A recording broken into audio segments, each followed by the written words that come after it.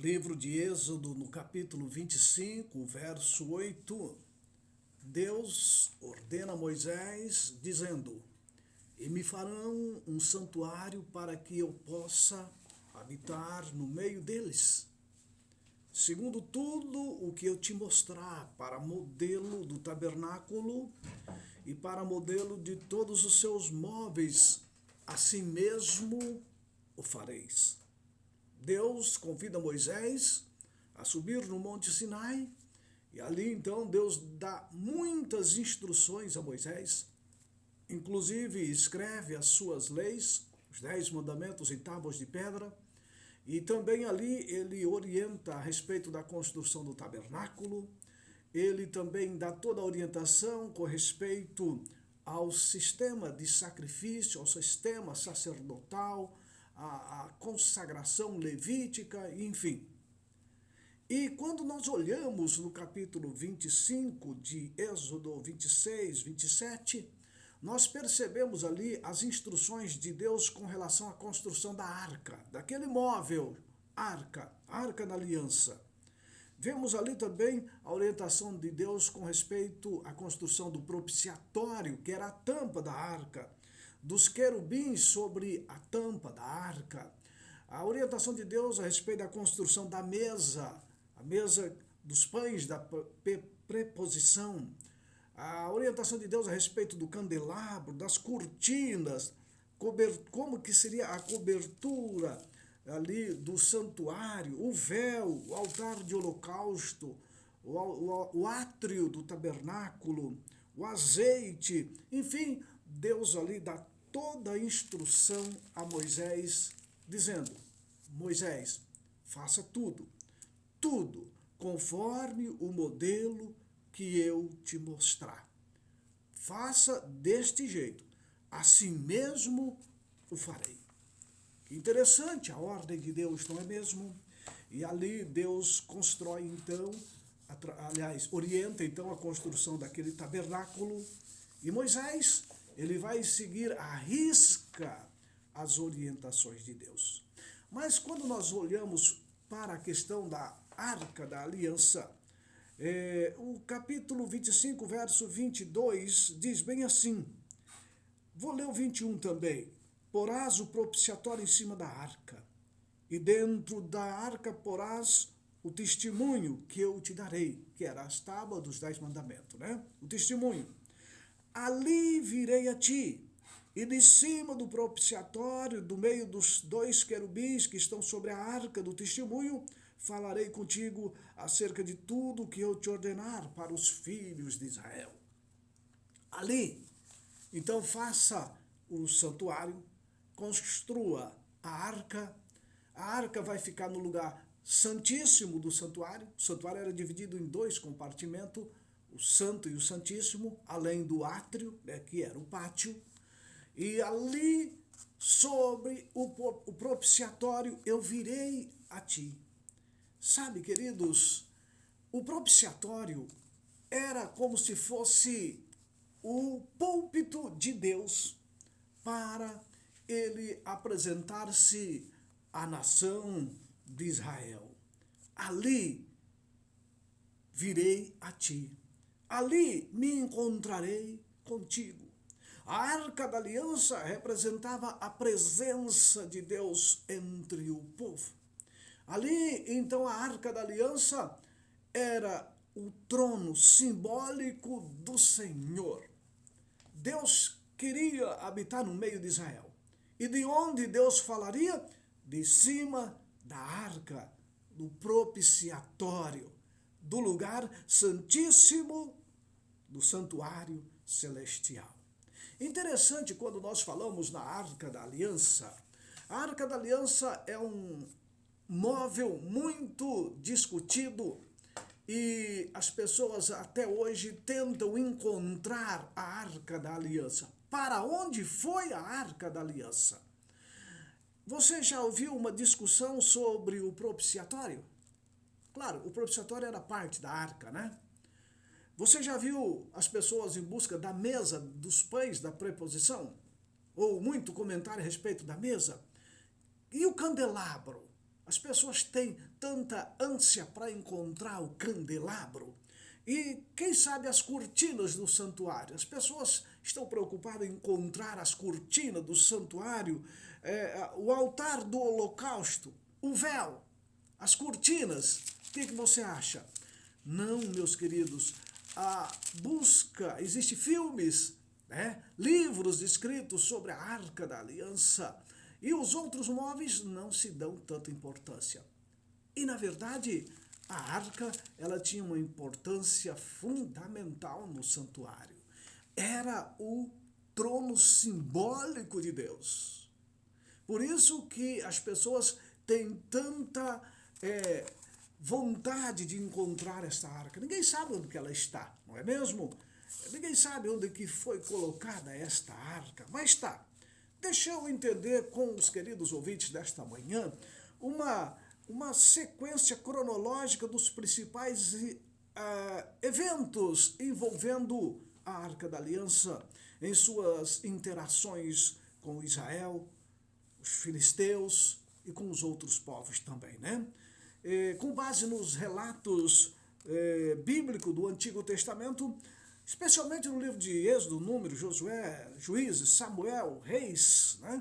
Vamos fazer ali um apanhado rápido das sequências cronológicas dos eventos em relação à arca. Por exemplo, Êxodo 25 fala de Deus ordenando a Moisés a construção da arca. Construa a arca conforme o modelo que eu vou te mostrar. A arca, símbolo da aliança de Deus com a nação de Israel. A arca ela é feita de madeira de acácia, revestida de ouro, contendo dentro as tábuas da lei, as duas tábuas da lei, escritas com o próprio dedo de Deus, tendo também dentro dela o maná e a vara de Arão.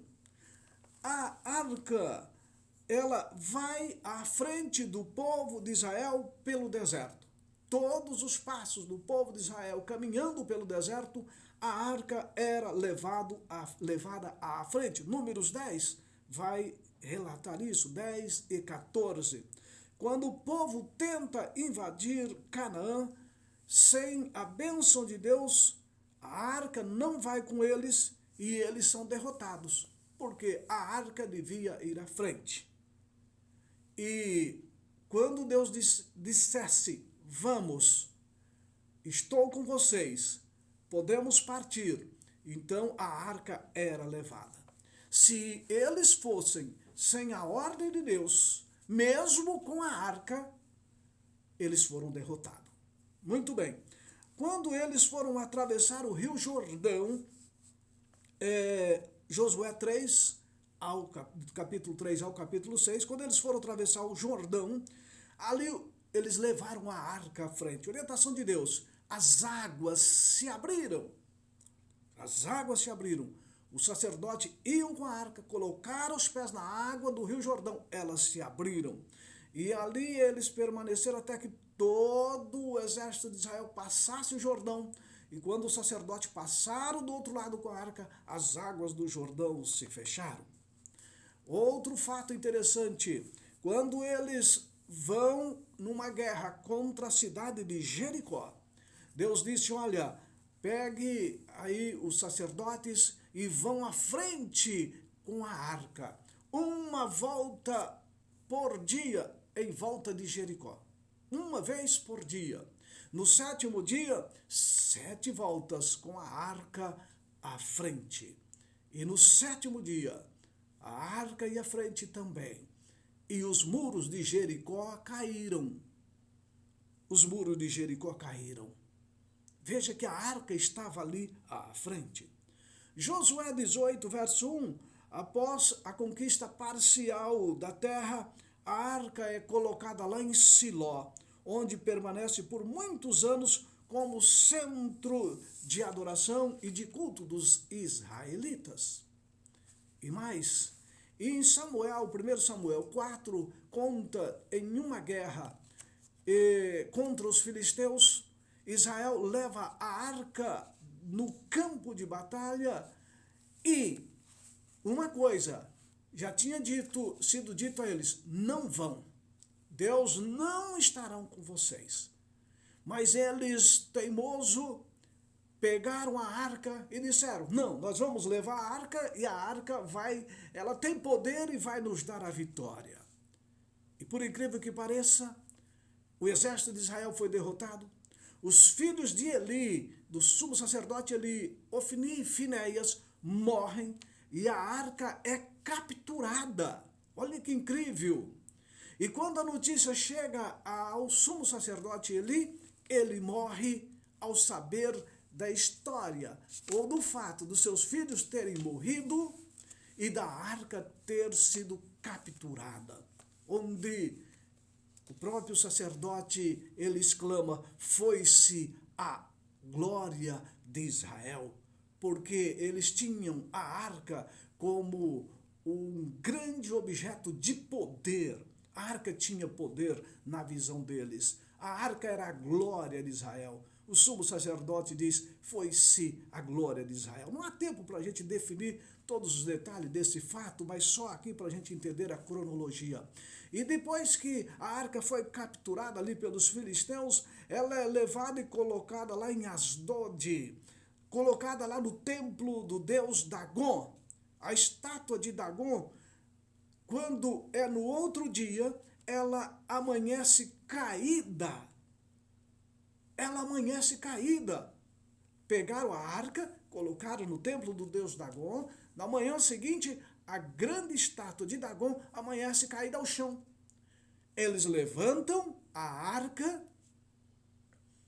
eles levantam a estátua do deus Dagon no outro dia, colocam ela de pé. Quando foi na manhã seguinte, a estátua do deus Dagon está caída ao chão, com as mãos quebradas e o pescoço quebrado. Olha que incrível! Que poder tem essa arca, não é, irmãos? Vai pensando comigo. Muito bem. E a Bíblia diz que aquele povo ali de Asdod, eles passam a sofrer tumores, uma doença terrível. Então, como eles estão sofrendo uma doença terrível, a arca é levada a Gate, depois a Ecrom, e os mesmos males que atingiram as pessoas de Asdod, aqueles tumores, aquelas feridas, atinge o povo lá de Gate e de Ecrom. Após 7 meses, os filisteus, não aguentando tanta doença, tanta peste, eles resolvem devolver a arca ao povo de Israel. Eles fazem um carro de boi, coloca a arca em cima do carro de boi, ela é puxada por 2 vacas, e estas vacas vão a caminho aos judeus de novo, ao povo de Israel. E eles ali levam também uma oferta de ouro, junto com a arca. E esta arca então chega a Bet-Semes, puxado por aquelas vacas. E alguns israelitas ficam felizes, os israelitas ficaram felizes, alegres, porque a arca está sendo devolvida. Alegria, festejam, mas eles olham para dentro da arca. E a Bíblia diz que morreram 50.000 pessoas. Não sabemos se é um número simbólico ou se é um número exato, mas a Bíblia diz que morreu 50.000. Parece ser exato. Sabe por quê? Porque olharam para dentro da arca. A Bíblia diz, Deus tinha orientado, não olhe para dentro da arca. Eles sabiam disso, que não deviam olhar. Nossa, mas essa arca tem poder, hein? As pessoas morrem, as pessoas são feridas de úlceras malignas, a estátua do Deus, o Deus Dagon cai, é quebrada. Esta arca é poderosa. Muito bem. Dali eles então ficaram tristes com a morte de tantas pessoas, porque tinham olhado para dentro da arca. A arca então vai ser levada para a casa de Abinadab, em Kiriat Jearim, onde permanece por cerca de 20 anos. Dali, Davi tenta levar a arca para Jerusalém, mas Uzá, ele coloca a mão na arca Parece que a arca ia cair, as vacas tropeçam ali, os bois tropeçam ao levarem a arca, ela parece cair e Uzá coloca a mão na arca e ele é fulminado imediatamente. Que poder tem esta arca? A arca fica temporariamente na casa de Obed-edom. A casa de Obed-edom vai ser muito abençoada com a presença da arca.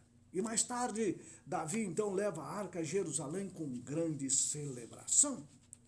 E depois da construção do templo de Salomão, a arca é colocada lá no templo de Jerusalém, é colocada lá dentro do Santo, no templo em Jerusalém, e no dia da inauguração, o Santo do Santo, ele enche da glória de Deus. A glória de Deus toma conta do santuário, do Santo dos Santos. E depois, não sabemos para onde a arca foi. Lá no templo de Salomão, lá em Jerusalém, no ano 70, o templo de Jerusalém foi destruído e a arca desapareceu. Alguns comentários que alguns fiéis filhos de Deus esconderam a arca, porque eles já previam a destruição. Mas não há relato, até hoje, para onde foi colocado esta arca. Mas a pergunta que eu faço, esta arca é poderosa, não? Esse instrumento de madeira coberto de ouro é poderosa, não é? Não, meus queridos. O poder não estava na madeira. O poder não estava no ouro. O poder não estava nos querubins. O poder era de Deus. A arca apenas simbolizava ou indicava obediência, reverência e aliança com os seus filhos. Percebeu? Por que esta arca é tão poderosa? É porque esta arca representava Deus. Não adiantava você levar a arca como eles levaram a guerra sem a presença de Deus. Josué então mostra que quando a arca foi levada à frente no Jordão, as águas se abriram. Mas quando eles levaram para Jericó, as muralhas caíram. Quando ela ficou na casa de Obed-edom, a casa de Obed-edom foi grandemente abençoada. Mas quando eles levaram a arca como amuleto na guerra contra os filisteus, eles foram derrotados. Por quê? Porque Deus não estava com eles. Eles estavam com a arca, mas Deus não estava com eles. Eles estavam em pecado. Usaram a arca como objeto mágico. Eles usaram a arca não como símbolo da presença de Deus. Usaram a arca como objeto mágico. Os israelitas foram derrotados. A arca de Deus foi tomada, porque a presença de Deus não estava com eles. Que lição espiritual podemos tirar disso, meus queridos ouvintes? A arca era um símbolo sagrado, mas não era Deus. Propriedade e vitória vinham quando o povo confiava, obedecia e andava com Deus. Esta é a grande lição que precisamos de tirar deste fato que eu estou narrando nesta manhã. As vitórias vinham quando o povo confiava em Deus, quando obedecia a Deus, quando andava com Deus. Quando o povo estava em pecado e tentava manipular a presença divina com rituais, com objetos, eles falhavam. A arca não era mais do que um símbolo da presença de Deus. Ela não possuía poder em si mesma. Foi a presença de Deus com Israel e não a arca em si que operou maravilhas. Qual é a aplicação prática que eu devo fazer, meu querido ouvinte, para mim e para você? A grande aplicação prática com a questão da arca é que Deus não age por objetos, Deus não age por rituais exteriores, Deus não age por um crucifixo, por uma estátua. Deus não age por um copo de água. Deus não age por um lenço ungido. Deus não age por uma fotografia, por uma camisa, por um lençol. Deus não age por um objeto ou rituais exterior. Ele age por relacionamento. Deus age por um coração obediente. Esta é a grande lição. Meus queridos, Deus não age por uma Bíblia fechada. As pessoas colocam a Bíblia debaixo do braço como se ela fosse um livro mágico. Ela opera maravilhas. Ela só pode operar maravilhas se nós tivermos um relacionamento direto com Deus. A Bíblia é símbolo sagrado do Deus sagrado, da presença sagrada de Deus. Mas se você está em pecado e tentar manipular com a Bíblia, é nada mais do que um culto falso, uma manipulação. É por isso que em Isaías Deus diz, olha, eu estou cansado das suas festas de lua nova, dos seus ajuntamentos solenes, eu estou cansado dos seus sábados. É por isso. Ah, meu querido, não adianta você fazer congresso, grandes eventos, cantarem lindas músicas, pularem, gritarem, rolarem, falar línguas estranhas, curar, expulsar demônio, se não for por um relacionamento vivo, um coração obediente, nada disso tem valor. É como se fosse uma arca sem poder. Percebeu?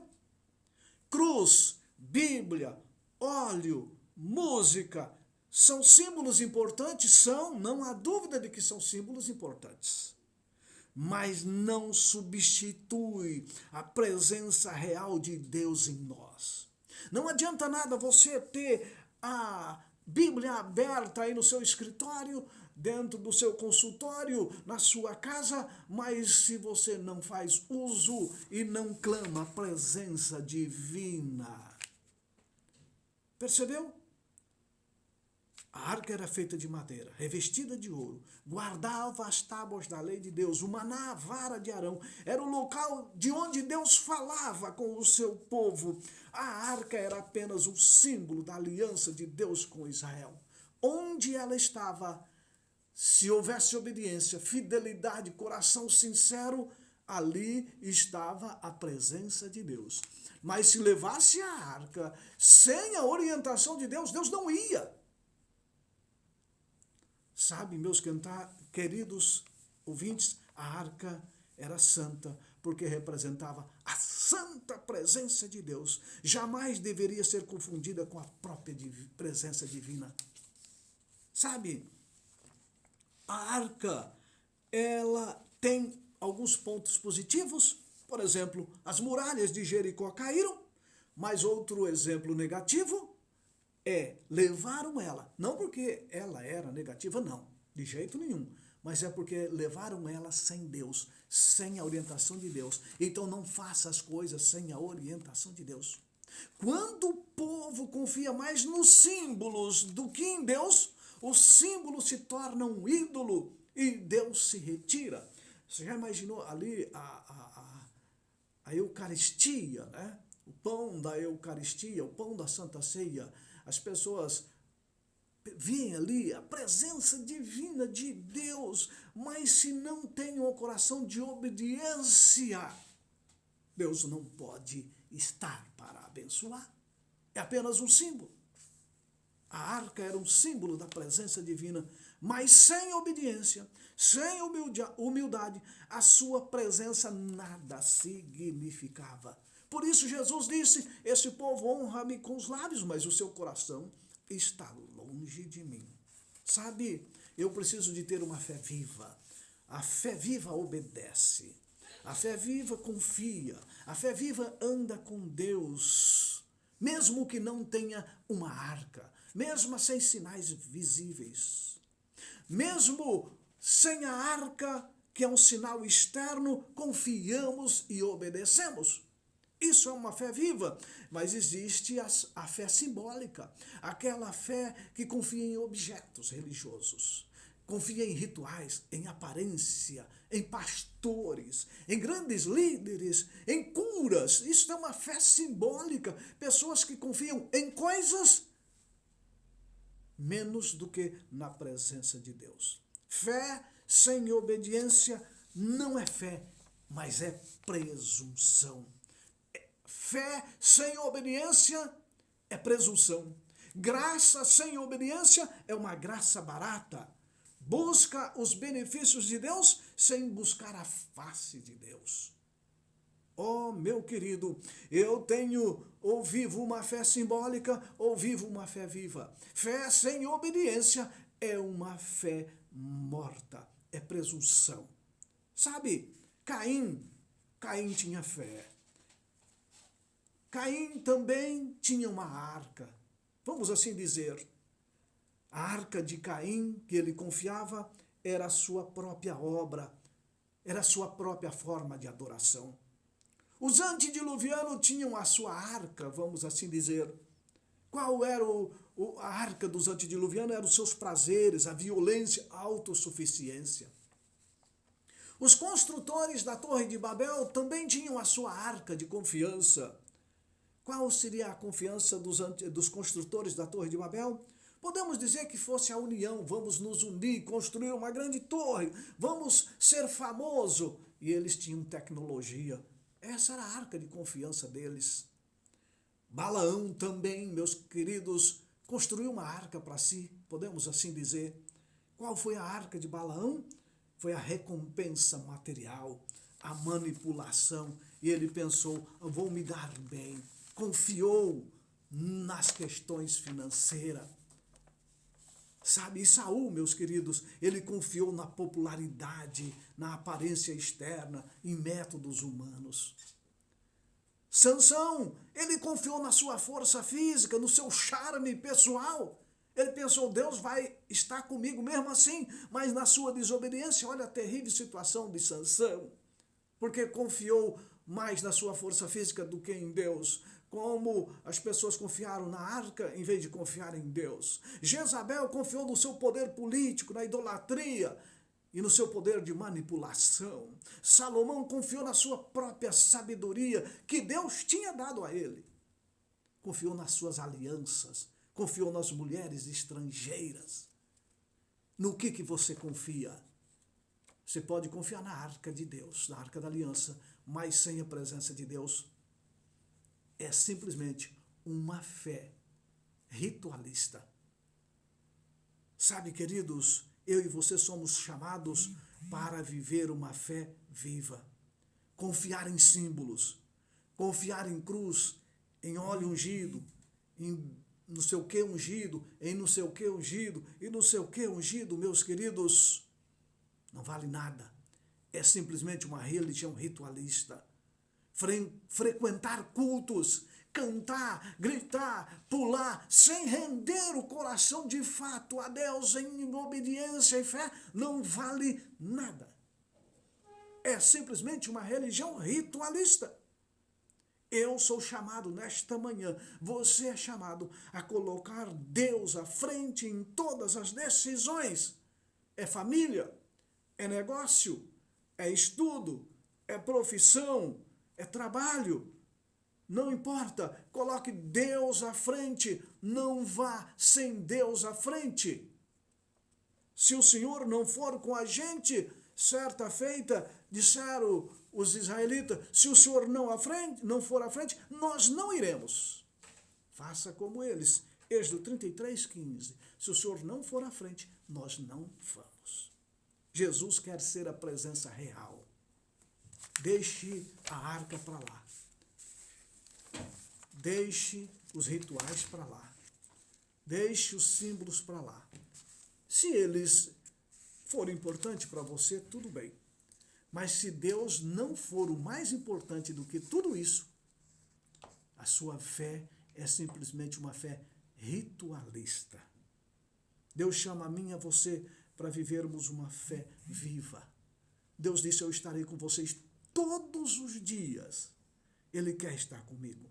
A presença de Cristo em nosso coração é o único poder que pode nos tornar vencedor. Se o povo de Israel tivesse confiado em Deus, em vez de ficar confiando na arca como um amuleto, eles tinham vencido todas as batalhas. Mas quando eles deixou de confiar em Deus, usar os instrumentos sagrados como amuletos, eles perderam as batalhas. Não use os instrumentos sagrados como amuleto. Convide a Deus para ir à frente em tudo na sua vida. E diga: se o Senhor não for, não irei, não farei, porque não teremos as bênçãos de Deus. Tenha essa convicção. Vamos orar? Obrigado, Pai querido, porque o Senhor nos orienta e nos diz: eu estou com você, eu quero ir à frente. Portanto, que nós, como humanos, possamos entender essa lição e termos uma fé viva, confiante, obediente, seguro nas tuas mãos. Pai querido, abençoe cada um de nossos queridos nesta manhã. Oramos em nome de Cristo Jesus. Amém? E amém. Meus queridos, agradeço a sua sintonia. Espero você no próximo programa, se assim Deus nos permitir. E até